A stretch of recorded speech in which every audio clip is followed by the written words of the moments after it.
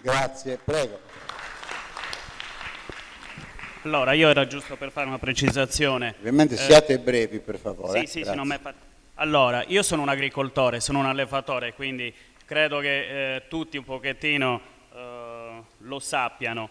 Cosa voglio dire? Dispiace perché davvero tutti siamo bravissimi a dire quelle che sono le pecche degli altri. Qui è chiaro che quelli che sono i cerealicoltori, ma anche allevatori, credo che sia la parte predominante che manca, perché se è semplicissimo andare a dire a destra manca, la colpa è sempre degli altri, comunque non ci rappresenta nessuno. Io posso dire che anche oggi, prima di arrivare qua, mi sono gestito l'azienda. Non ero né in ufficio né ad altri, quindi comunque nonostante gestisco un'azienda riesco anche da 2 mesi a questa parte anche, voglio dire, a rappresentare quello che è la CIA.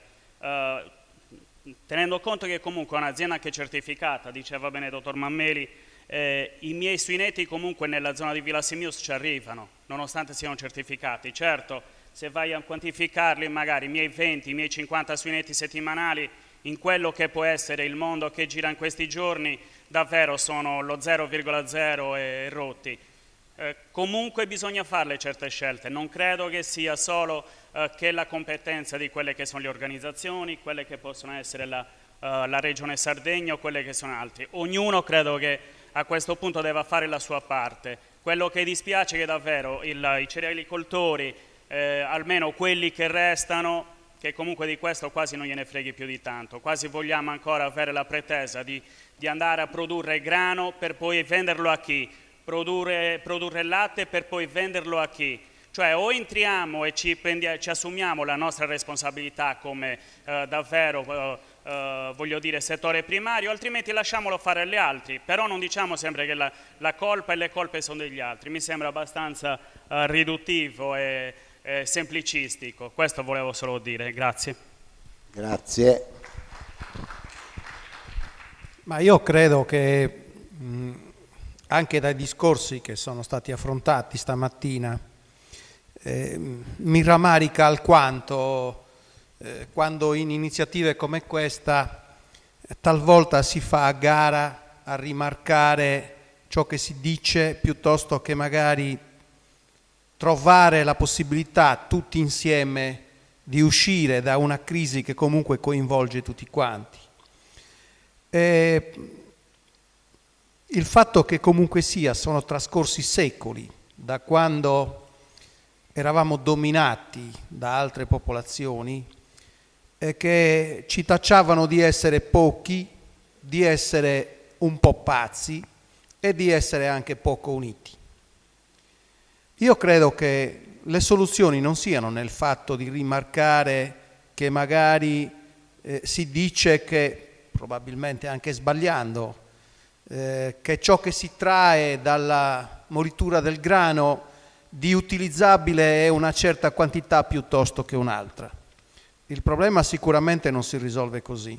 Io credo invece che il problema si risolva traendo spunto da quello che ha rimarcato, secondo me molto puntualmente, Giancarlo De Ida, il Presidente della Camera di Commercio, è che talvolta quando partecipo anche ad iniziative simili a questa ho sempre l'impressione di essere in un contesto in cui si dialoga fra sordi.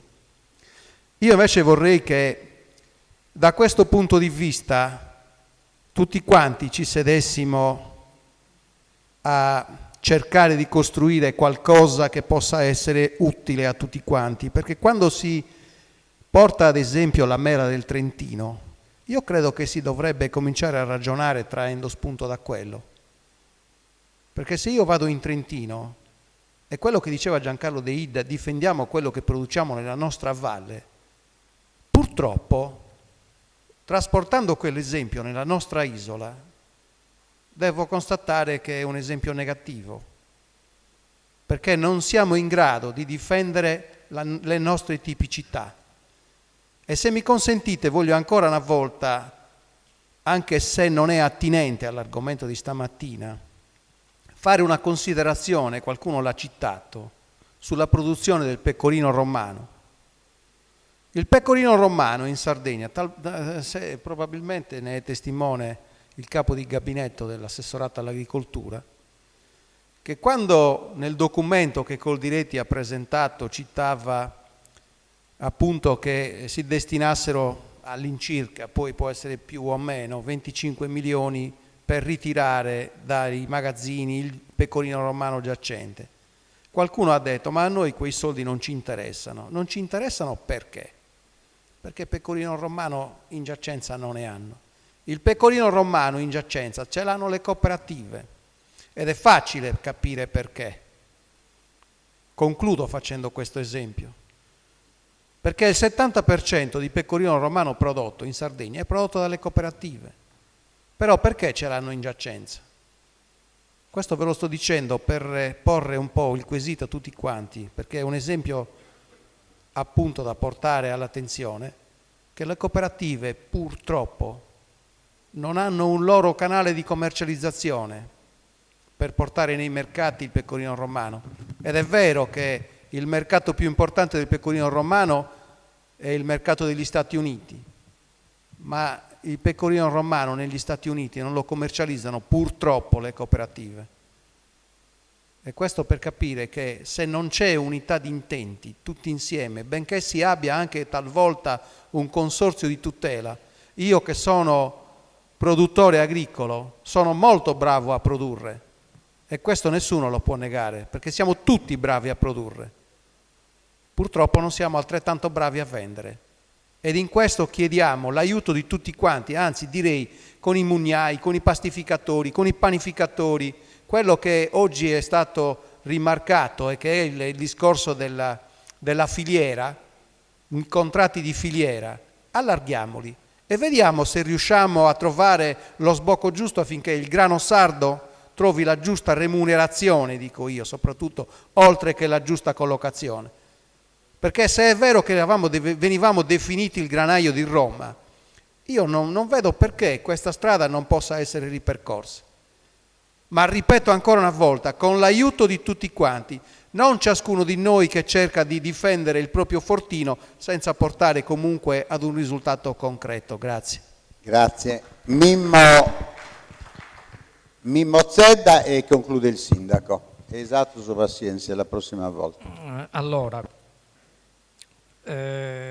probabilmente le osservazioni che ho presentato alla vostra attenzione all'apertura di questi lavori avrei dovuto rappresentarli adesso e dire adesso quello che ho detto prima. Però, un paio di dati. In Sardegna si produce circa, mediamente, il 20% di quanto non si consuma. Nel settore del vino, che è un settore per certi versi strategico in termini di immagine, ci sono delle aziende che producono qualità in Sardegna, che sono presenti in 55 paesi nel mondo. Questo non toglie che il dato regionale sulle produzioni del vino significano la produzione su base nazionale che produce. L'Italia produce circa 46 milioni di ettolitri, il dato dello scorso anno, la Sardegna produce circa 600.000 ettolitri di vino. E badate bene, questo non significa che lo consumiamo tutto in casa, perché ne consumiamo circa il 50%. E il 50% verosimilmente in parte anche di ritorno, perché seppure c'è un qualche bisogno manifestato da aziende locali, i mediatori preferiscono interloquire con mediatori di livello nazionale, perché qui non c'è neanche quella forma di attenzione, di valorizzazione delle produzioni locali che portano i produttori locali ad utilizzare e a commercializzare, nella misura in cui ce n'è bisogno, il prodotto del tuo vicino di casa.